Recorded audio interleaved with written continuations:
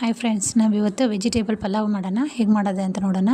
ಅದಕ್ಕೆ carrot, beans, ಆಮೇಲೆ flower, ಈರುಳ್ಳಿ, ಟೊಮೆಟೊ ಹೆಚ್ಕೊಂಡಿದ್ದೀನಿ. ಇಲ್ಲಿ ಮಸಾಲೆಗೆ ಸ್ವಲ್ಪ ಕೊಬ್ಬರಿ, ಚಕ್ಕೆ, ಏಲಕ್ಕಿ, ಲವಂಗ ತೊಗೊಂಡಿದ್ದೀನಿ. ಆಮೇಲೆ ಶುಂಠಿ, ಬೆಳ್ಳುಳ್ಳಿ, ಹಸಿಮೆಣಸು ಮತ್ತು ಕೊತ್ತಂಬರಿ, ಪುದೀನ ತೊಗೊಂಡಿದ್ದೀನಿ.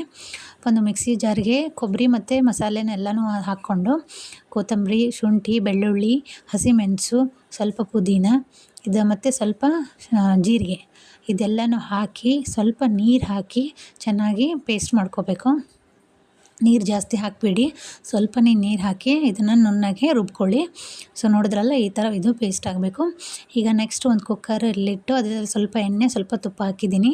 ಒಂದು ಸ್ವಲ್ಪ ಜೀರಿಗೆ, ಆಮೇಲೆ ಪಲಾವ್ ಎಲೆ ಹಾಕಿ ಅದೆಲ್ಲ ಎಣ್ಣೆ ಸರಿಯಾಗಿ ಕಾದ ಮೇಲೆ ಅದಕ್ಕೆ ಈರುಳ್ಳಿನ ಹಾಕಿ ಸ್ವಲ್ಪ ಹೊತ್ತು ಫ್ರೈ ಮಾಡಿ ಚೆನ್ನಾಗಿ. ಈರುಳ್ಳಿ ಎಲ್ಲ ಎಣ್ಣೆಯಲ್ಲಿ ಫ್ರೈ ಆಗಬೇಕು. ಡೈರೆಕ್ಟ್ ಕುಕ್ಕರಲ್ಲೇ ಮಾಡಿ ಚೆನ್ನಾಗಿರುತ್ತೆ. ಈರುಳ್ಳಿ ಎಲ್ಲ ಫ್ರೈ ಆದಮೇಲೆ ಇದಕ್ಕೆ ನಾವು ಏನು ರೆಡಿ ಮಾಡಿ ಇಟ್ಕೊಂಡಿದ್ವಲ್ಲ ಮಸಾಲೆ ಹಾಕ್ಕೊಳ್ಳಿ. ತರಕಾರಿನ ಆಮೇಲೆ ಹಾಕ್ಕೊಳ್ಳಿ. ಫಸ್ಟ್ ಮಸಾಲೆ ಎಣ್ಣೆಲೆಲ್ಲ ಮಿಕ್ಸ್ ಆಗಬೇಕು. ಮತ್ತು ಅದು ಶುಂಠಿ, ಬೆಳ್ಳುಳ್ಳಿದೆಲ್ಲ ಹಸಿ ವಾಸನೆ ಎಲ್ಲ ಹೋಗಬೇಕು. ಕೊತ್ತಂಬರಿ, ಪುದೀನದ್ದು ಅದು ಎಣ್ಣೆಯಲ್ಲಿ ಚೆನ್ನಾಗಿ ಮಿಕ್ಸ್ ಆಗಬೇಕು. ಸ್ವಲ್ಪ ಹೊತ್ತು ಫ್ರೈ ಮಾಡಿ. ಈಗ ನೋಡಿ, ಸ್ವಲ್ಪ ನೀರಿನ ಅಂಶ ಎಲ್ಲ ಹೋಗಿ ಎಣ್ಣೆ ಬಿಡೋಕ್ಕೆ ಶುರು ಮಾಡಿದೆ. ಅಲ್ಲಿವರೆಗೂ ಇದನ್ನು ಫ್ರೈ ಮಾಡ್ತಾಯಿರಿ. ಮಸಾಲೆ ಹಸಿ ವಾಸನೆ ಹೋಗೋವರೆಗೂ ಫ್ರೈ ಮಾಡಿ.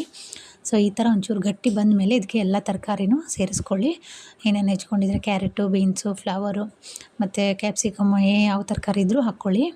ಇದೆಲ್ಲ ಹಾಕ್ಕೊಂಡು ಒಂದು ಒಳ್ಳೆ ಮಿಕ್ಸ್ ಕೊಟ್ಟು ಆನಂತರ ಇದನ್ನು ಸ್ವಲ್ಪ ಹೊತ್ತು ಫ್ರೈ ಮಾಡಿ. ಈ ರೀತಿ ಎಣ್ಣೆ ಬಿಡುವವರೆಗೂ ಫ್ರೈ ಮಾಡಿಬಿಟ್ಟು, ನಾನಿಲ್ಲಿ ಬಿಸಿನೀರು ತೊಗೊಂಡಿದ್ದೀನಿ, ಅಂದರೆ ಬೇಗ ಆಗುತ್ತೆ ಅಂತ. ನೀವು ತಣ್ಣೀರು ಹಾಕ್ಕೋಬೋದು, ಅಡ್ಡಿಯಿಲ್ಲ.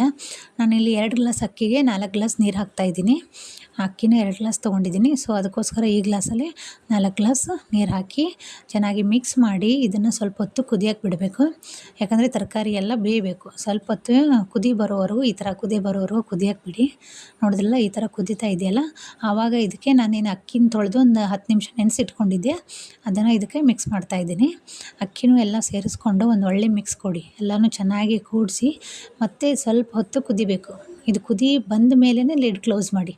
ಅಂದರೆ ಆವಾಗ ತರಕಾರಿ ಮತ್ತು ಅನ್ನ ಬೇರೆ ಬೇರೆ ಆಗೋಲ್ಲ. ಈ ಥರ ಮಿಕ್ಸ್ ಉಪ್ಪು ಹಾಕ್ಕೊಂಡು ಕುದಿ ಬಂದ ಮೇಲೇ ಲಿಡ್ ಕ್ಲೋಸ್ ಮಾಡ್ಕೊಳ್ಳಿ.